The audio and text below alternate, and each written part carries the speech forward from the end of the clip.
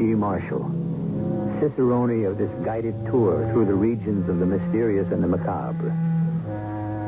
Every man has his price, or so we are told. Some of us may protest that we are not for sale, and we may even be convinced of it. However, one should really refrain from making such statements until one is turned down an offer.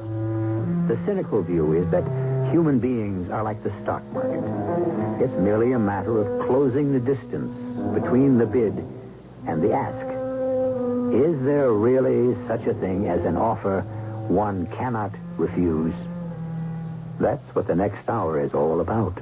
What can I do for you, ma'am? I want someone to commit a murder. What did you say? I believe you heard me. Madam, this is a furniture factory. I am the owner. I know exactly who you are and what you do. Why come to me? I'm not a murderer. I'm willing to pay $1 million. Murder is against every moral and religious conviction. I'm willing to pay $1 million. I would never... I'm willing to pay you $1 million.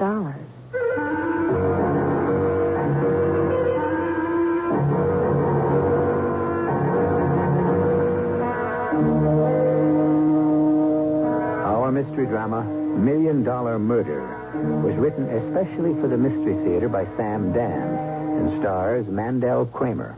It is sponsored in part by Allstate Insurance Companies and True Value Hardware Stores. I'll be back shortly with Act One.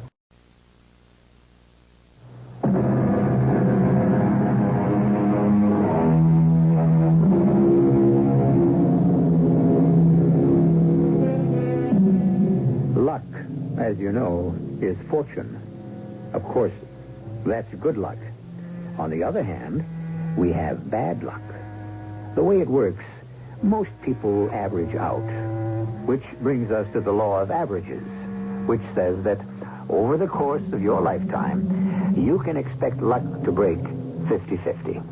Well, some people can get each 50% all at once. Here we have Richard F. Nelson. Till recently, he's had nothing but good luck. But these past several months, he's taken one blow after another. He's 35, half his allotted 70. Is bad luck to be the pattern for the rest of his life? Come in. Jerry, come on in. Sit down. Dick, What's the matter? What's the long face? Well, I guess there's no other way to say it except to say it. I'm leaving. You're what? I got another offer. You're walking out on me in the middle of the season? Dick, I can't turn it down. The money's twice as good. I taught you everything you know. I made you my production foreman. My future to think about. What are you giving me? 2 weeks. As far as I'm concerned, you can walk out of here right now. Pick up your money and beat it. Okay, Dick, if that's the way you feel. Jerry, wait a minute. I'm sorry. I had no right to talk to you like that. Actually, I should be happy that you're getting a break. Dick, believe me, if it wasn't for the money... Come on. You're not supposed to spend your life out here in the sticks. You don't really owe me anything. Where's the job? Imperial Furniture. Oh, that's big time.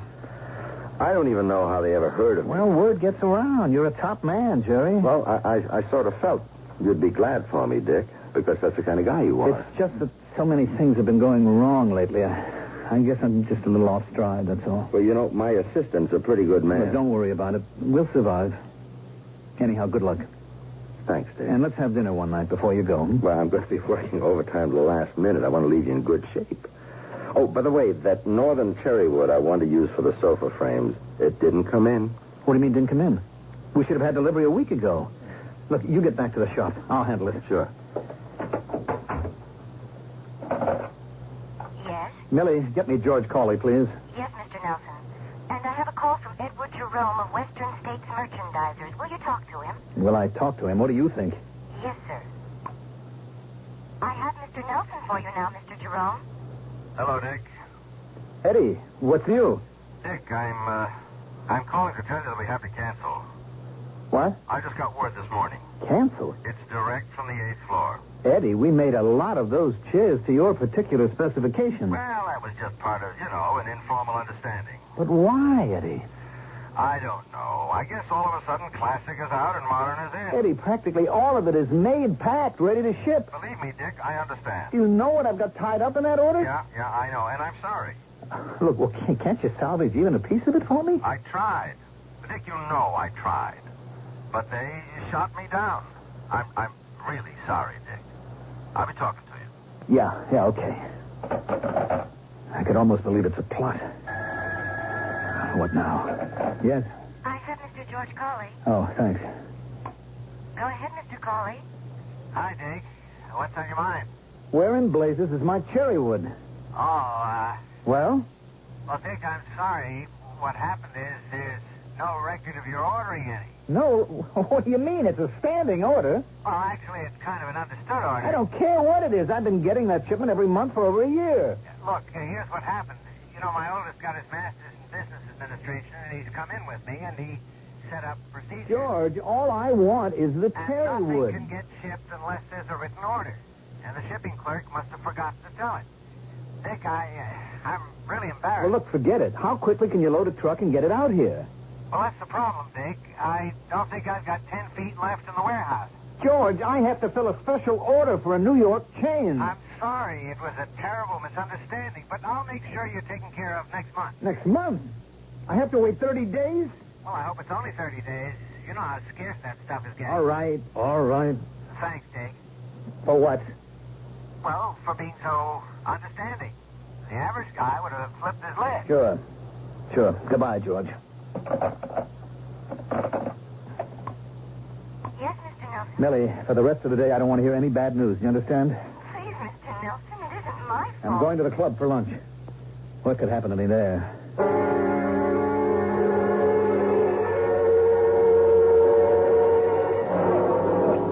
Hello, Dick. Oh, Judge Morrow. You expecting anyone? No. You joined me for lunch? Thanks. I was hoping I'd run into you. You look a bit out of sorts, Dick. Something wrong? Yeah. What is it? No, I wish I knew. You'll have to explain that. Oh. Judge, you familiar with the story of Job? Mm-hmm. More or less. Well, that's who I feel like right now. We don't see any boils. Well, it might have been somewhat presumptuous of me to make the comparison, but I just feel that I am about to go down the drain. Are you serious, Dick? Judge, if things go on at this rate, I'll be bankrupt within the year. I stand to lose everything I own in the world. But everyone says things are going great at your plant. Every day it's something else. Another setback. I'm losing key customers. How? I don't know. Vital raw materials don't arrive. Why? It just happens. And to top it all, my foreman got a better job and is leaving me. What is it? What's happening? Well, it's just a lot of bad luck. So much bad luck? All at once? Dick, I've known you all your life. You've always been the golden boy. Fortune has smiled upon you constantly. Well, she's an extremely fickle old girl, and now she wants to frown for a bit. But it just seems to be a pattern. You've probably been spoiled. You've never had to cope with adversity. No, it's more than that, Judge. It's reached a point now where I know that every day is going to produce another setback. Oh, come on now, Dick. It's all in your head. Wait, where's the waiter? Charlie, would you please bring a phone over to my table? Why do you want a phone? I've only been away from the office for 20 minutes, Judge, and I am willing to bet trouble is still rolling in. Thank you, Charlie. You, might want to see a psychiatrist, huh? Yeah, I would if I could sell him some furniture. Richard F. Nelson and Company. It's me, Millie. Oh, it's a good thing you called, Mr. Nelson. Mr. Davis of Consolidated phone. They're sending back our order. Mr. Nelson, how did you know? Millie, I'm taking the rest of the day off. You see, it never rains. It pours. Yes. But eventually, it stops. One time it didn't stop for 40 days and 40 nights. And for most people, that was forever.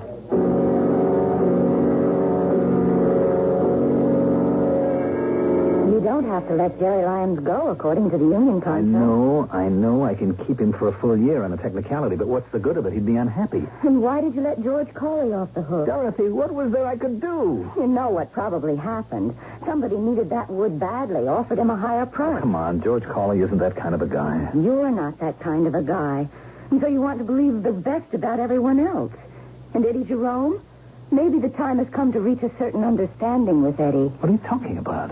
Maybe Eddie wants to be taken care of. Dorothy, you know I've never done business that way. Maybe it's time you thought about What it. are you saying? I don't know, Dick. I've just... I never heard you talk like that about things like bribery and... I know. But maybe that's the way business has to be conducted these days. Maybe you and I have lived a kind of a charmed life so far. Maybe we were shielded from reality. Look, I have always prided myself on being ethical and honest. Maybe I'm being punished for... For what? Hubris. Pride. Who knows? Hello. Who are you? Well, how did you get in? May I introduce myself? My name is Althea Beaumont. Your door was open, and so I... What is it you want? What do I want? First, may I sit down? Thank you. How are things at Richard F. Nelson and Company, manufacturers of fine furniture? Well, Miss, it's Mrs. Although Mr. Beaumont has left us these past 5 years. We don't want to seem inhospitable, but... Of course. So, let us get to business. Business? Yes. That's why I'm here. Are you a furniture buyer, Mrs. Beaumont? By the end of the year, the Richard F. Nelson Company will need $1 million. What are you talking about? Salaries, accounts payable, loans due, and nothing is coming in. What do you know about that? It's true, isn't it? Well, we have had a phenomenal streak of bad luck. I know. And that's why I'm here. To reverse that streak. Who are you? No, reverse isn't quite the way to put it. Although that will happen. No, what I should have said is that I'm here to help you ride out that run of bad luck. In short, Mr. Nelson, I should like to offer you $1 million. As a loan? Oh, no, as a gift. Why would you want to make us a gift of $1 million? But, Dick, this woman is crazy. Darling, that's no way to... Of course it is. It's a sound, practical, feminine reaction. And you should verify me first. Here's my card. And here are some banks you should call, and this brokerage firm. I've authorized them to answer your questions. And I shall expect you to have lunch with me at my suite tomorrow at 1. But why should you want to give my husband $1 million? My dear Mrs. Nelson, should one look a gift horse in the mouth?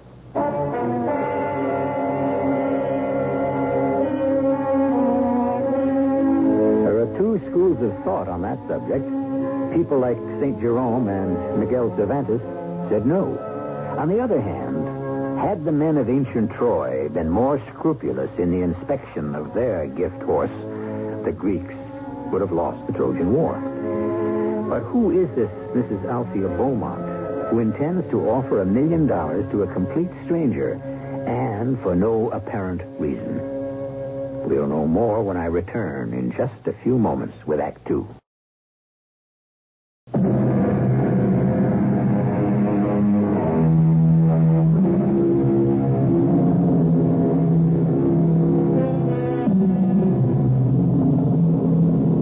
Does luck, good or bad, follow a pattern? According to the law of averages, you're supposed to get an equal part of each over the course of your lifetime. And we even have testimony for this in the Bible. After all, the 7 fat years were followed by 7 lean. All of which is scant consolation to Richard F. Nelson, who has been having some problems lately. Come in. Welcome. Won't you both sit down, please? Now, Mr. Nelson, Mrs. Nelson, have you investigated me? Well, we made some calls. And we discovered that you're a fabulously wealthy woman, Mrs. Beaumont. Fabulously wealthy. Yes, you could put it that way. And so, you have ascertained that I am capable of giving you $1 million if I choose. Yes, but we can't understand why should you choose... Well, I expect you to perform a small service for me in return, of course. Are we supposed to sell our souls to the devil? Dorothy. What a remarkable notion. Oh, please. I didn't mean it to sound that way, but what am I supposed to think? Out of a clear blue sky, a stranger offers us $1 million. And, well, these things only happen in books or plays where you have to make a bargain with the devil, don't they? You need that $1 million, don't you, Mr. Nelson? Yes. You said something about performing a small service. Oh, yes. And I don't think it's too much to ask, considering that I'm willing to pay $1 million for it. What do you want us to do? Do you know Judge Walter K. Morrow? No, he's my dearest, closest friend. The judge has been like a father to Dick all these years. What about the judge? I want you to kill him. Oh. What did you say? I believe you heard me. Dick, I'm frightened. She's a mad woman. I would disagree. You can't be serious. Kill Judge Morrow? For $1 million. You are a sick woman. It isn't worth $1 million to you? I shall have to report this to the police. What will you report to the police? Who would believe such a ridiculous-sounding accusation? Then you admit it's ridiculous. No.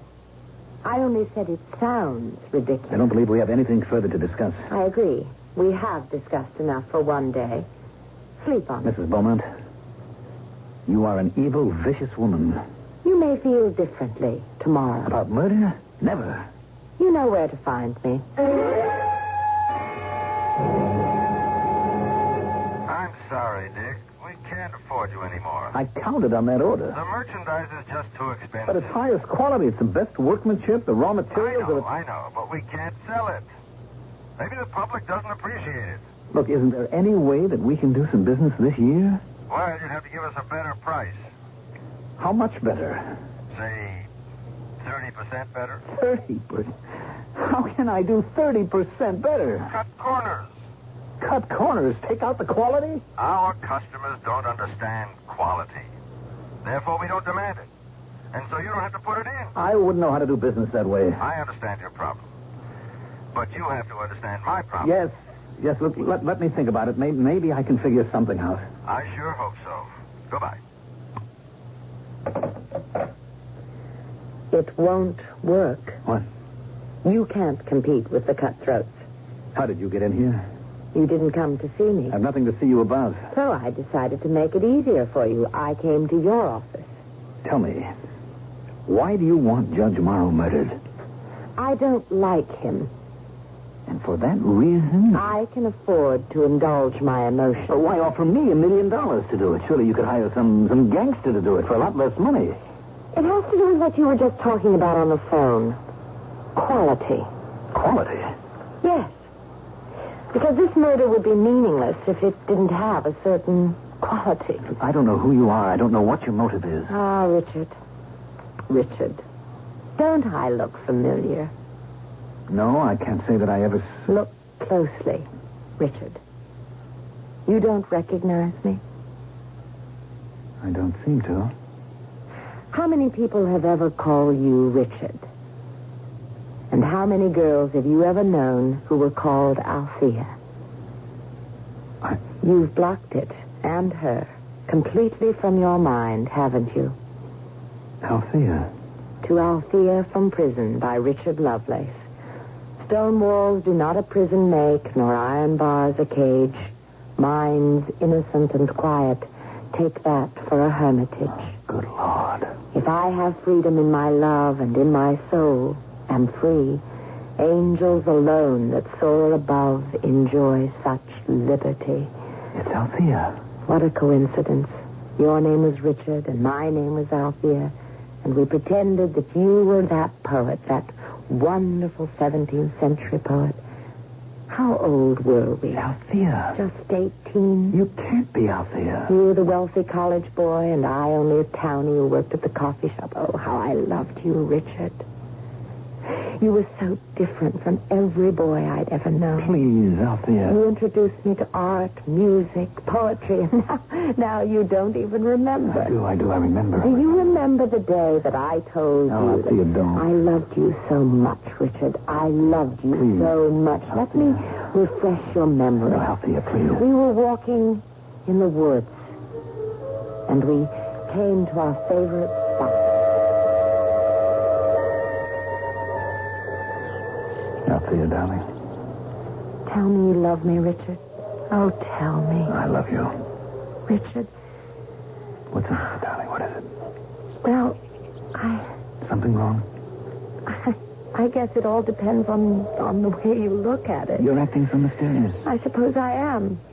It is the eternal mystery, the age-old mystery, the ever-new mystery of life and birth. Althea, what are you saying?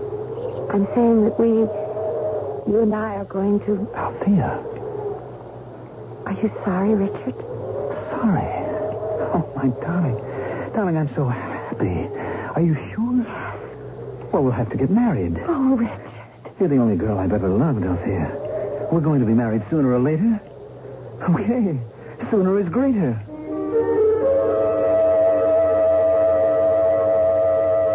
That was on a Sunday. I remember it. It was my day off. And you said that you were going home to break the news to your legal guardian, Judge Morrow. And the following week you came back, and the distinguished jurist. He was with you. Must have been quite a week, because... At 18, marriage is out of the question for Richard. But we're going to have a baby. Richard, aren't you going to say anything? Why, dear girl, you gambled and lost. What does that mean? Don't force me to be blunt. Richard, what we did was because we were in love. Tell him that, Richard. Richard cannot and must not marry you. It will destroy his career and the plans I've made for him. Richard, aren't you going to say anything? Richard and I have discussed this matter from every viewpoint, and we have reached the same conclusion. Richard, please, Richard, I won't let you leave me. I won't give you up. I'll kill myself. Althea, no. Be quiet, Richard. We have here a determined and consummate little actress. Judge, Richard, we discussed this thoroughly. We arrived at a conclusion. But I've changed my mind. Then I shall change mine. Please, Judge. I keep reminding you constantly that you are to receive the bulk of your father's fortune at my discretion. But I love her. Of course you love her. But I'm sure she loves you. But your children, both of you, still children. And you've been playing an adult's game. But I can't give her up. I realize that I sound like a villain, but somebody has to take the mature approach. Now, Althea, we'll take care of all your expenses. I don't want your money. There's no reason why Dick shouldn't pay for his mistake. Mistake? Richard, tell me, was it a mistake? Was it? Tell me. Althea. I see. I want you both to leave this place this minute. Althea. Get out. Now, Althea, we're just trying to do the right I thing. said get out. And one day, I promise you, I'll pay you back. I will pay both of you back. And here I am, Richard, ready to keep my promise. Althea, what happened to the child? Do you really care? Yes. The day doesn't go by that I don't think about. I don't know what happened to the baby. In those days, they made you give them up. It isn't the way it is today. Back then, it was a shame, a sin, a stigma for unmarried girls. Who knows what happened to him? Althea, it's over. And I've suffered as much as you have. Oh, no, you haven't. Believe me, you haven't. You don't look as if you're suffering. Oh, I'm the elegant lady now. But I had 10 bad years before I met Jack Beaumont. He was attracted to me because I reminded him of a half-drowned kitten, Jack Beaumont. Have you ever heard of him? No, Happy Jack, the wildcatter. One day the drill would strike oil, he'd be worth millions. The next day he'd be flat broke. Fortunately for me, he died on a day he was rich. Althea, I have repented every waking and every sleeping moment. Have you? Look, what I did to you was wrong. I've spent my life trying to make up for it. Have you? I've tried to be honest, to be ethical. Ask about me. Ask anyone in town. I'm the most trustworthy... You're a phony. When I was a child, I was impressed. But the truth is, Richard, you are a hollow man. You have no real convictions. In the end, you'll always sell yourself to the highest bidder. Excuse me. Hello? Mr. Nelson, I have Mr. Southworth on the phone. Oh, from the bank. Tell him I stepped out of the office. But he says it's very important. I'm out of the office and I can't talk to him. You have some notes overdue at the bank. How do you know? I own the bank. What? I'm the majority stockholder. And next week, Southworth will have to call in these notes, or else. You own the bank? Yes. Yes, I also recently acquired Imperial Furniture. And my new manager was instructed to hire your foreman, Jerry Rizzo. Oh, so that's how... I also have a controlling interest in Western States merchandisers. I don't think they'll be buying from you in the future, or at least until I give them the word. Did you also buy up George Cawley's mill? George Cawley? No, I don't know about that. Well, it goes to show you bad luck is contagious. You won't need me to destroy you. From now on, it can be a snowball rolling downhill, but we can always break up that snowball before it gets out of control. Just kill Judge Morrow for me. No, I'll never do it.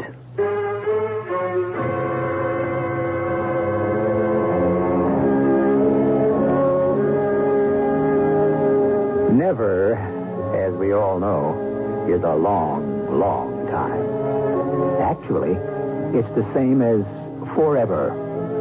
And things have a way of falling into different perspectives. And circumstances can alter cases. Man is nothing if not flexible. Well, will he or won't he? The third act is coming up in just a few moments.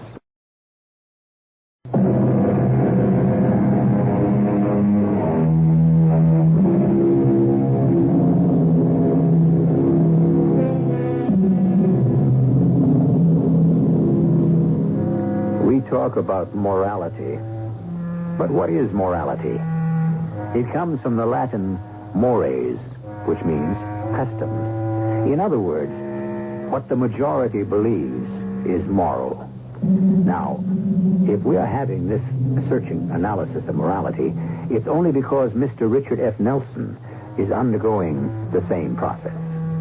Mr. Nelson is in danger of losing everything he cherishes unless he commits murder. And murder, as we all know, is not moral. So, what is morality? Dick? Yes? I was at the club today, and I signed for lunch. Oh? And as I was leaving, John, the manager, took me aside and said you hadn't paid our dues and that we were 3 months. Yes, I know. Dick, I don't want to be embarrassed, so won't you take care of it? Wait a minute. Dorothy, is it possible that you don't know what's happening? Dear, surely we can pay our dues. We're going to have to resign from the club. Well, that's impossible. Do you realize my family has always... Well, my grandfather was one of the We founders. simply no longer can afford it.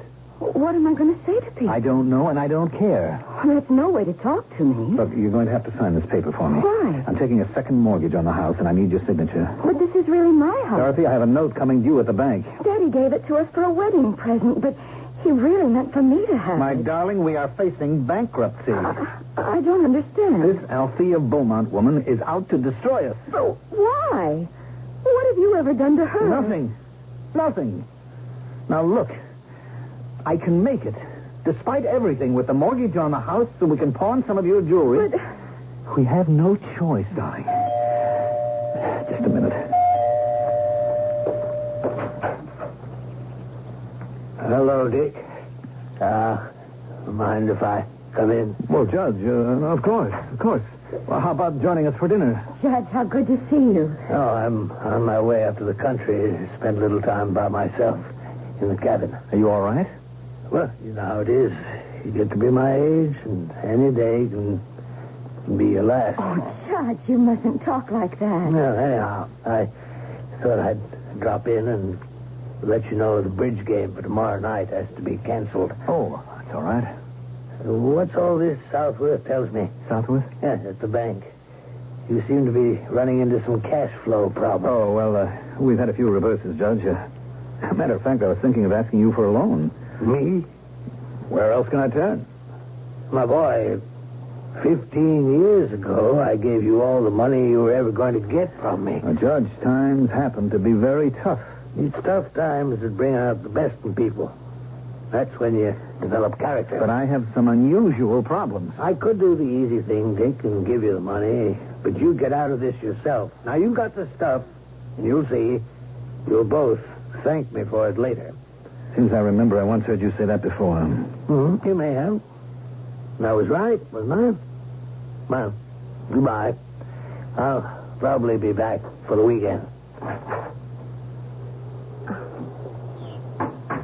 What is he talking about? Oh, nothing. All right, now I can raise $80,000 on the house. The jewels would be another $50,000. And we have the Persian rugs and the porcelain and the silver. Dick! I'll be able to pay the interest and meet the payroll. All I need is some breathing room, Dorothy, and I'll beat this thing. Just stand by me, darling. Stand by me, promise. I promise.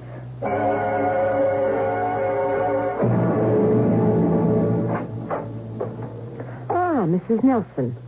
Mrs. Richard F. Nelson. May I come in, Mrs. Beaumont?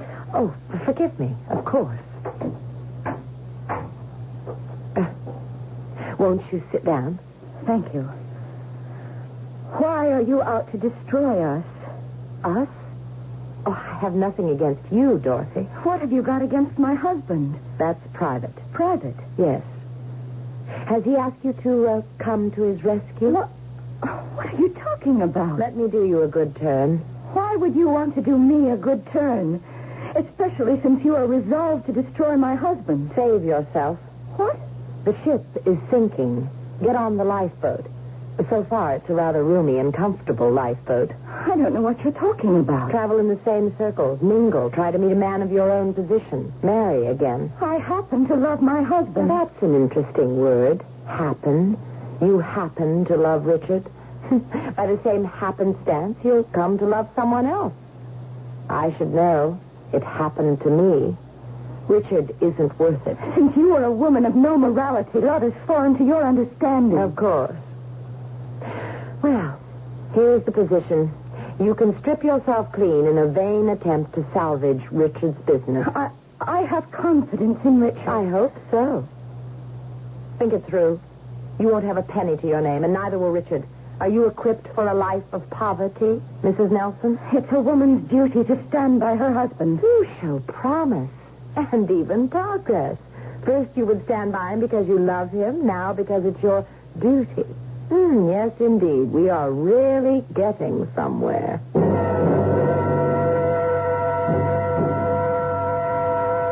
You lied to me. Why? Why did you lie to me? How could I tell you the truth? You were the father of her child.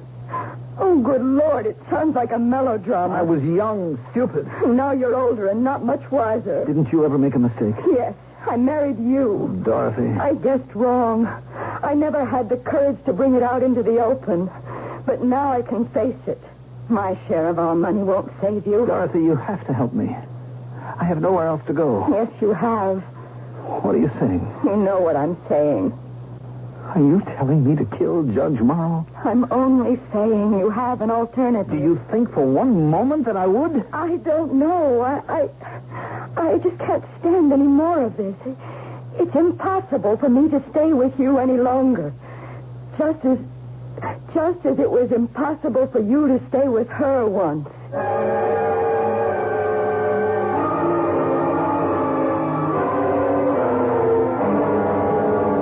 Have you told them they're not getting paid this Friday? No.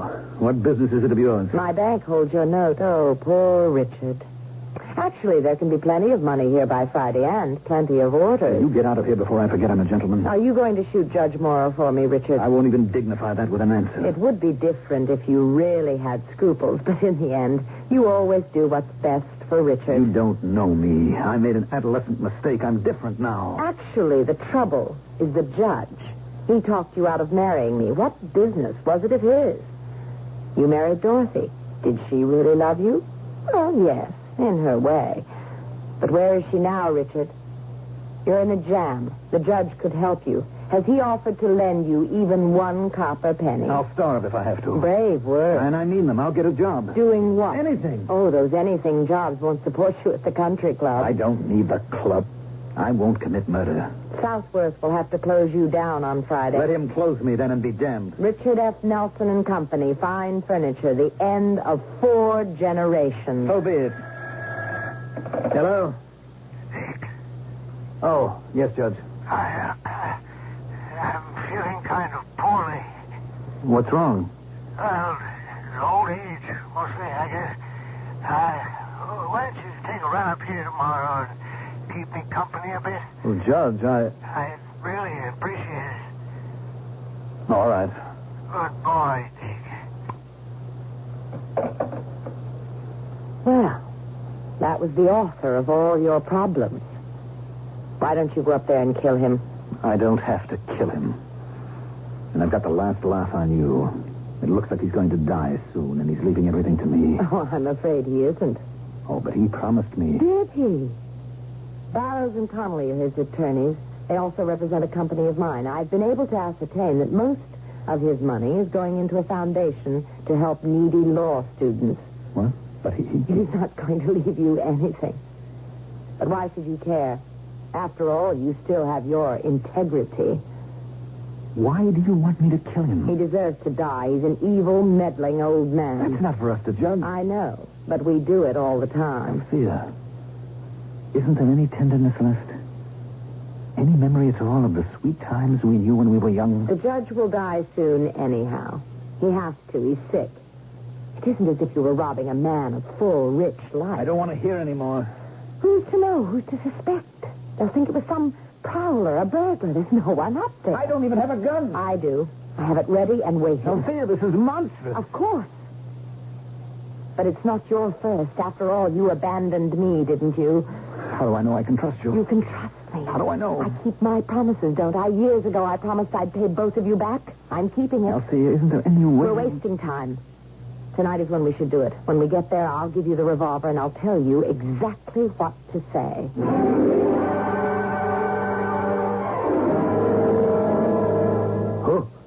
Who's there? I say, who's there? It's me, Judge. Oh, Dick. I thought you weren't coming up until tomorrow. Here, let me turn on the light. Who's that with you? You don't remember me, Judge? Who are you? I'm the girl who gambled and lost. Stop talking in riddles. I'm Althea, Judge. The town girl who wasn't good enough to marry Richard. Dick, what's the meaning of... The meaning is that I promised to pay you back, and I'm giving Dick $1 million to kill you. Well, this is crazy. Show him the revolver, Richard. This is a joke. Nobody should joke with a loaded .38 in his hand. Dick, after all I've done for you... What have you done for him lately? I swear to you, I'll leave you everything in my will. Here, I'll even write it out now and sign it. Can you give him $1 million? No, you don't have that much, and that's my bid. Dick, you can't kill me. I've known you since you were... Shoot him. I can't. He looks at me like that. I can't. Southworth will foreclose in the morning. Shoot him. No, don't. I can't kill him. I can't. I don't want your money. That's childish. You need money for so many things. Payroll, the bank loan. Shoot him. No, Richard. Shoot him. I'm sorry. Please, Richard. You're a meddling old fool. No. That's it, Richard. Get angry. You ruined my life. That's it. On account of you, I lost the only girl I ever loved. No. Why shouldn't I kill for $1 million? I ought to kill you for nothing. Bravo, Richard. Bravo. He doesn't die. Look at him. He doesn't die. Richard. You're wasting your time, Richard. Those are blank cartridges. Blanks? I proved my point. You are a scoundrel. And now I am over you completely. over me. If only you had told me to take my money and go to blazes. If only you had meant it. Well, goodbye, Richard. Goodbye, Judge. I hope you will remain fast friends.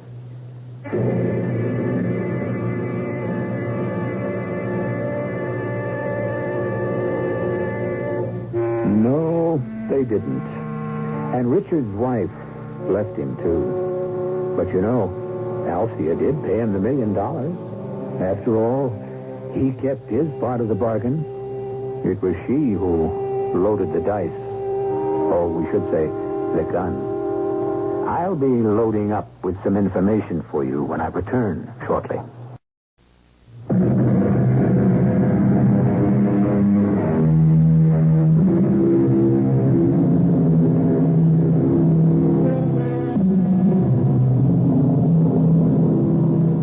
I wouldn't do it for $1 million. Have you ever said that? Be careful. Someone might just happen along and offer you the $1 million, and then where would you be? Morality. We're still no further along, are we? Does it go deep, or is it a veneer? I suppose it all depends. We have these and similar problems that are aired here 7 times each week. Our cast included Mandel Kramer, Patricia Elliott, Catherine Byers, Robert Dryden, and Nat Polen. The entire production was under the direction of Hyman Brown. And now, a preview of our next tale. Yes? It's Gino. You alone? Yeah. Oh, Gino, you... Hold it, baby. Hold it. Just tell me one thing. Only after you tell me. Are you all right? I'm fine. Now it's your turn. What bank do I use? Honey, are you still all cooped Never up? mind, Dad. What bank? Second Mercer, but I want to Okay, know... babe. All I need to know. The vault manager recognized me, and the sheet I had to sign had earlier signatures on it by Gino himself. What I forged was close enough, and the box had just what I figured.